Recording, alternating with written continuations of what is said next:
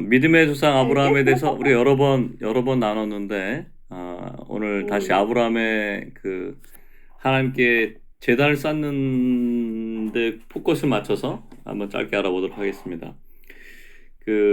아브라함의 행적 중에서 가장 특징적으로 나타나는 것이 하나님의 부르심을 받아서 가는 곳마다 하나님이 나타나신 곳마다 제단을 쌓는 그런 것을 우리가 성경에서 볼 수 있습니다. 아브라함이 하나님의 부르심을 받아서 가나안에 도착해서 첫 번째 세겜 땅에서 제단을 쌓았거든요. 성경 구절 창세기 12장 6절에 있어요. 같이 한번 읽어볼게요. 시작. 아브라함이 그 땅을 지나 세겜 땅 모래 상수리 나무에 이르니 그때 가나안 사람이 그 땅에 거주하였더라. 제단을 쌓았다는 얘기는 하나님께 경배하고 제사를 드렸다는 의미죠. 그러니까 아브라함이 여러 가지 행적 중에 많은 일들 중에서 가장 특이할 만한 것은 결국 자기 사랑하는 독생자 아들 이삭을 번제로 드린 것이죠. 그것이 단만 아브라함에게 그냥 사랑한 아들을 보내라 이 정도 끝난 것이 아니라 구속사적인 관점에서 우리 예수 그리스도가 십자가에서 하나님 예비하신 제단 위에서 흠없는 제물로 드리시고 하나님의 모든 공의의 요구를 이루시고 하나님의 원래 구원하시려고 했던 원복음처럼 언약을 이루어 가실 그런 것을 계시하기 위한 것이었죠. 그래서 아브라함의 생애를 보면은 하나님께 경배하는 것과 하나님의 복음에 대해서 전체적으로 나와 있습니다. 창세기 22장 2절도 한번 읽어보겠습니다. 여호와께서 이르시되 내 아들 내 사랑하는 독자 이삭을 데리고 모리아 땅으로 가서 내가 내게 일러준 한 산 거기서 그를 번제로 드리라. 하나님께서 원하는 제사와 예배는 사람 마음대로 하는 것이 아니라 하나님께 지정하신 대로 하나님이 하늘에서 보이신 대로 하나님이 식양을 보이신 대로 그렇게 예배를 드리는 것이죠. 하나님이 정하신 땅에서 정하신 방법으로 그렇게 드려야죠. 하나님이 정하신 땅, 그 거룩한 땅에서 우리가 하나님의 정하신 예물인 예수 그리스도를 가지고 주님께 나갈 때 하나님도 기뻐하시고 사람들도 하나님과 화목하게 됩니다. 우리가 여러 가지 상황 속에서 자기 어려움들이 있을 때마다 마음이 아프고 슬퍼하고 죄도 짓고 고통스럽게 있을 때 특히 믿음이 오래되신 분들은 내가 하나님과 관계가 내 삶이 온전치 못해서 하나님께 나가기가 되게 어려워하시는 경우도 있거든요. 그렇게 나가면 그게 가인의 제사를 드리는 거가 되는 거죠. 우리는 어떠한 환경이 있든지 상관없이 하나님이 정하신 방법으로 예수 그리스도의 피를 들고 주님이 열어놓으신 찢어진 휘장을 지나서 하나님의 은혜의 보좌 앞에 날마다 담대히 나갈 수 있습니다. 이미 우리의 모든 죄에 대한 의의 요구가 다 이루어졌고 그뿐만 아니라 성령을 부어주심으로 하나님께서 우리를 그분의 많은 아들들 가운데 하나로 성장하고 변화되고 주님과 연합해서 영원한 연합의 길로 인도하시고 있습니다. 하나님은 아브라함을 부르시고 반복해서 4번이나 언약을 세우셨는데 그 기록이 창세기 12장 2절, 13장 15절, 15장 5절, 17장 7절에 나와 있는데 성경을 제가 보내드렸거든요. 하나씩 한번 읽어보겠습니다. 언약을 반복해서 말씀하십니다. 창세기 12장 2절 시작. 내가 너로 큰 민족을 이루고 내게 복을 주어 내 이름을 창대하게 하리니 너는 복이 될지라. 네, 13장 15절이요. 보이는 땅을 내가 너와 내 자손에게 주리니 영원히 이르리라. 네, 15장 5절. 그를 이끌고 밖으로 나가 이르시되 하늘을 우러러 무뼈를 셀 수 있나 보라. 또 그에게 이르시되 내 자손이 이와 같으리라. 17장 7절이요. 내가 내 언약을 나와 너 및 내 대 후손 사이에 세워서 영원한 언약을 삼고 너와 내 후손의 하나님이 됨이라. 이게 하나님께서 언약을 4번이나 얘기하시면서 반복해서 일관되게 얘기하신 것은 아브라함의 자손을 통해서 그리스도를 보내시고 그 씨로 통해서 그리스도를 통해서 천하 만민을 구원하려는 하나님의 구원 계획을 계속해서 얘기하십니다. 우리가 하나님을 믿는다 할 때 막연히 하나님의 선하시고 좋으시고 이런 걸 물론 당연히 그분이 그러시지만 믿음의 본질이라고 할 때 우리가 하나님의 언약을 믿는 것이 우리의 믿음의 대상이 될 것 같습니다. 왜냐하면 하나님께서 말씀하시기를 내 언약에 거하는 사람들 그 사람들 구원하신다고 하신 거거든요. 우리에게는 새 언약의 중보로서 예수 그리스도를 주셨죠, 그죠? 우리가 예수 그리스도를 통해서 하나님이 원래 창세전에 우리에게 주시고자 했던 하나님 아들을 위해서 주시고자 했던 하나님의 놀라운 경륜의 언약 안에 있는 그 말씀을 믿는 거죠. 예수 그리스도를 통해서 사랑의 아버지 하나님, 창조자이신 하나님을 믿는 거가 되겠습니다. 그래서 우리가 언약이 어떤 것인지를 기억하는 것도 되게 중요하다고 생각이 들어요. 그래서 하나님은 하나님의 때가 찬 그 경륜의 시간이 이르렀을 때 아브라함에게 그리스도께서 어떻게 천하 만민의 복이 될지를 어떻게 구원자가 될지를 이제 계시하시고 계신 거죠. 창세기 22장에 보면은 그 번제라는 단어가 6번이나 나옵니다. 6번. 2절, 3절, 6절, 7절, 8절, 13절. 아브라함이 하나님께 부르심 받은 그 부르심의 절정은 아까 얘기한 것처럼 모리아 산으로 그 사랑하는 아들 독자 이삭을 번제로 드리는 거죠. 아브라함의 삶을 통해서 그 태중에서 생명을 생산할 수 없는 그 자기 몸이 죽은 것 같을 때 하나님께서 아브라함에게 약속하셨잖아요. 그죠? 너의 내년 이맘때 아들을 낳으리라. 그 아브라함도 그렇고 사라도 그렇고 자기 시인의 천연적인 생명의 능력으로는 아들을 출생할 수가 없었습니다. 하나님께서 우리에게 말씀하신 것처럼 늘 말씀하신 것처럼 너희가 그 은혜로 말미암아 구원을 입었으니 구원이 하나님께로 난 것이다. 아무것도 자랑치 못하게 하려 함이라 이렇게 하셨죠. 그죠?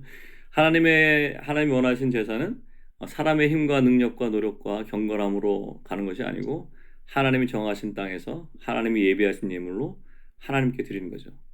하나님이 거룩한 땅, 그 땅에서 하나님이 준비하신 예수 그리스도를 드리는 것입니다. 이것들을 생각해 볼 때마다 참 안식하게 되더라고요. 예전에 저의 열심과 그 막 성경 추구와 막 그 기도와 뭐 이런 걸로 하나님께 나아가려고 했던 젊은 날들이 사실 그 의미 없는 시간들은 아니었지만 결국 알게 되는 것은 하나님이 원하신 예물은 예수 그리스도구나. 그분을 통해서 그분이 만민의 복이 되는구나. 내가 그분과 연합되어 있을 때 천국 문이 열려서 다른 사람들 들어올 수 있게 하는구나.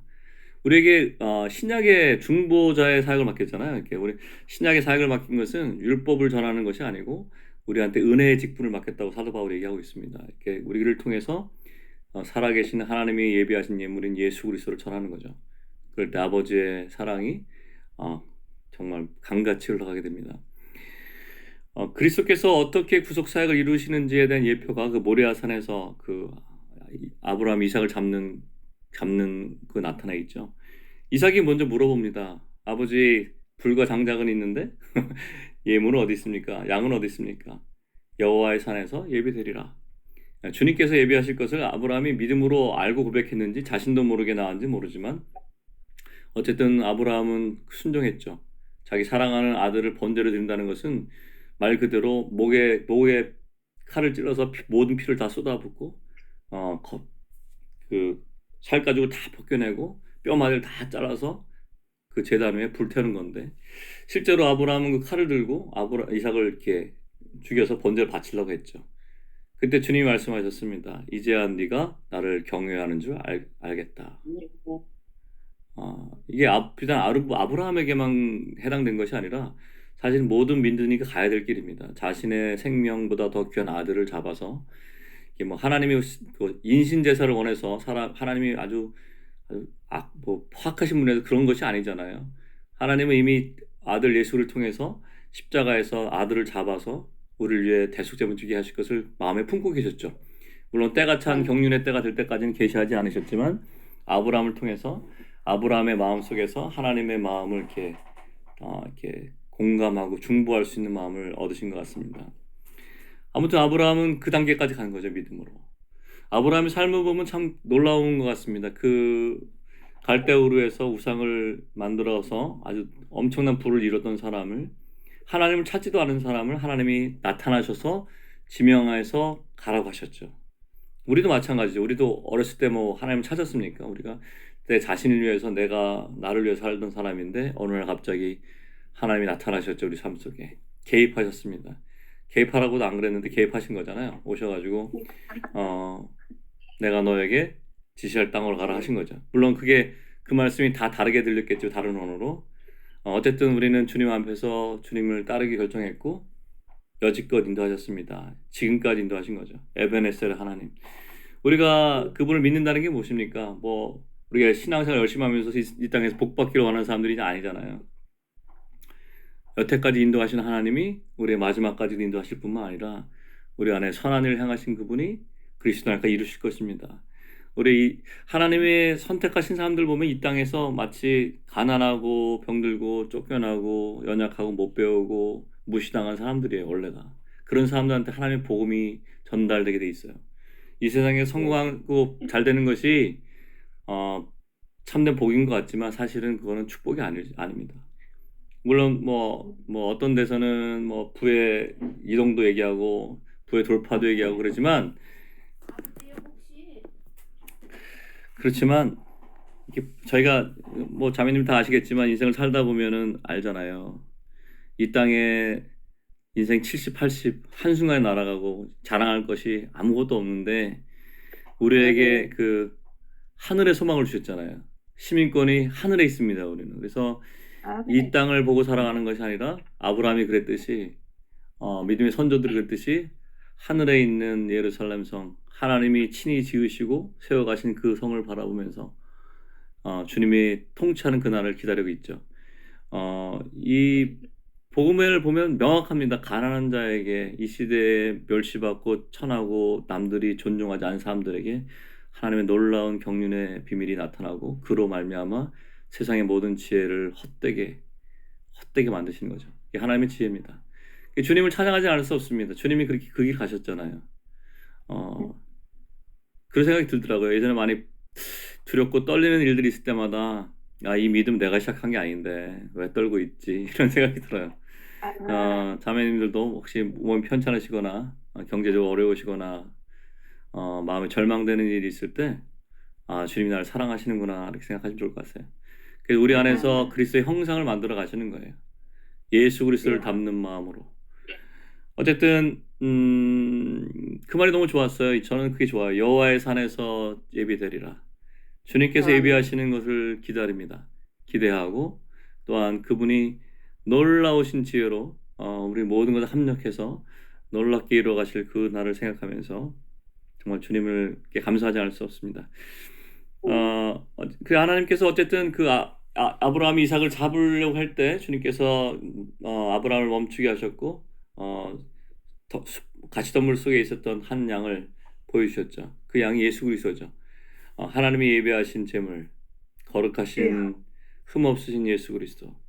주님이 원하신 예물이 그것입니다. 우리 삶 속에서도 우리 여러 번 나눴지만 우리의 거룩함과 우리의 어떤 열심으로 주님을 기쁘시게 하는 제사는 가인의 제사다. 하나님이 준비하신 제사 제물이 있습니다. 그 제물의 성품이 우리가 하나님을 사랑하고 예수를 따라가다 보면 우리 속에서 그의 형상을 본받게 됩니다. 그럴 때 주님이 기뻐하시는 거죠.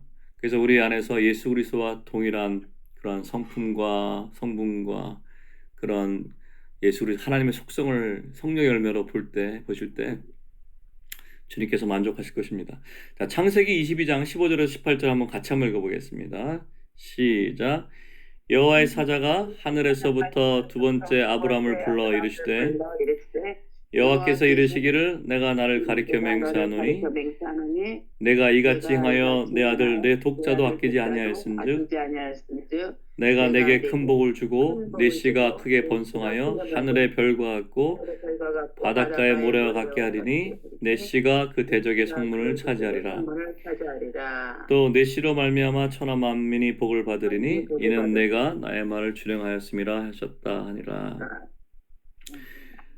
이게 마지막 언약을 하신 거죠. 그의 씨를 통해서 천하 만민이 복을 받게 할 것이다. 바울이 이것을 봤죠. 갈라디아에서 그의 씨들이라고 하지 않고 그의 씨라 했다. 그건 한 독생자 예수 그리스도이겠다라고 바울이 신약 성경에서 풀어주고 있습니다. 여자의 후손이 내 머리를 상하게 하리라 하셨던 원복음에 있는 것처럼 그리스도께서 오셔서 이 원수의 대적의 문을 차지하고 통치하고 주님이 다스리실 것입니다. 때가 찬 때 그리스도께서 육신을 입고 오셔서 십자가에서 자신을 번제로 드리시고 다시 살아나심으로 사망의 십자가에서 죽으신 그 주님께서 혼자 죽으신 게 아니라 우리랑 연합해서 죽으셨다는 게 너무 감사한 것 같아요. 우리가 그분과 연합되지 않았다면은 사실 이 모든 것들이 이론이죠. 근데 아, 주님께서 스스로 우리 처리할 수 없는 나 자신을 예수 그리스도와 함께 우리가 침례받을 때 연합해서 그의 죽음과 합하여 침례받고 그의 부활하심에 연합해서 새 생명을 살도록 하셨습니다. 아, 그래서 이분이 죽기를 무서워함으로 이 생에 떨고 있는 사람들을 해방하셨잖아요. 우리가 다 처음에는 다 죽기를 무서워하고 그죠? 어떻게 하면 죽을까 봐 덜덜덜 떨고 있었는데 십자가에서 마귀를 없이 하시고 사망을 새로를 잡은 자 마귀를 없이 하시고 다 드러내서 십자가에서 정사와 권세와 이런 계계와 이런 모든 걸 다 드러내셨습니다. 그 주님께서 지금 우리에게도 말씀을 하시는 거죠. 너희도 내 언약 안에 머물러라. 그게 새 언약입니다. 새 언약. 우리에게는 그 돌과 돌에 쓰인 그런 언약이 아니라 성령으로 쓰인 우리 신비에 쓰여진 그런 아멘. 우리가 의문의 율법으로 하나님 섬기는 게 아니라 영의 새로운 것으로 하나님 섬기게 하는 그런 새 언약 안에 들어오게 하셨습니다. 그래서 그분이 우리의 거룩함이 되실 수 있고 그분이 우리의 의가 아, 되시고 그분이 우리의 모든 것이 되는 것인 거죠. 아, 하나님께서 우리를 놀라운 방법으로 예수 그리스도와 함께 같이 출생하게 하셨죠. 그래서 그분이 아, 맏아들이 되게 하시고 우리 많은 아들들이 되었습니다. 이런 것을 삶 속에서 주님이 성령의 역사를 말미암아 우리를 자라가게 하시는 거죠. 하나님께서 우리를 거룩하게 또 인도하실 것이고 의의 상속자가 되도록 부르셨습니다. 어쨌든 아브라함의 삶을 통해서 짧게 봤지만 아브라함의 삶을 통해서 주님께서 우리에게 말씀하시고 계시는 거죠. 처음에 세겜 땅에서 번제를 드렸던 아브라함, 아이와 베델 사이에서 또 제단을 쌓았죠, 그죠? 아이는 우리가 얘기했듯이 아이는 heap of ruins, 파멸의 무더기입니다. 세상을 얘기하는 거죠. 아브라함은 뒤에 세상을 파멸의 세상을 뒤로 하고 베델을 향해서 하나님의 집을 향해서 제단을 쌓았죠. 그리고 헤브론에 와서 어, 또 제단을 쌓고 모리아 산에서 제단을 쌓고 예. 그 삶을 통해서 십자가의 죽음이 있고 나서 부엘세바에서 또 우물이 터집니다. 부엘세바는 성령 강림을 얘기해요. 성령의 충만함. 십자가가 있어야 먼저 앞에 모리아가 있어야 성령의 충만함이 있는 거죠. 우리 안에 그리스도와 연합한 죽음이 있다면 우리 안에서 영 안에서 솟아나는 생명의 산물들이 흘러날 것입니다. 그래서 원래 주님께서 약속하신 대로 내 뱃속에서 생명의 강들이 흘러날 것이다. 여러 가지 생명의 강들이 흘러나서 우리 자신뿐만 아니라 우리 지체들, 함께 연합한 사람들, 가족들, 이웃 사람들 모두에 흘러갈 것입니다. 그래서 마치 성문에서 닫혀진 동편문이 열리고 성전에서 샘물이 흘러서 저기 사해 바다까지 흘러갈 때 죽었던 모든 생명체가 살아나고 주님의 영광이 임할 것입니다. 아, 네. 아브라함의 삶이 우리 삶 속에서도 이루어지는 것이 참 너무 감사합니다. 주님 우리를 그런 사람을 만들어가고 계시고 아브라함과 이삭과 야곱의 언약을 통해서 죽은 자의 하나님이 아니라 살아계신 여호와 하나님 어제도 계시고 오늘도 계시고 장차 오실 그분이 이루실 것입니다. 네, 아멘. 기도하겠습니다.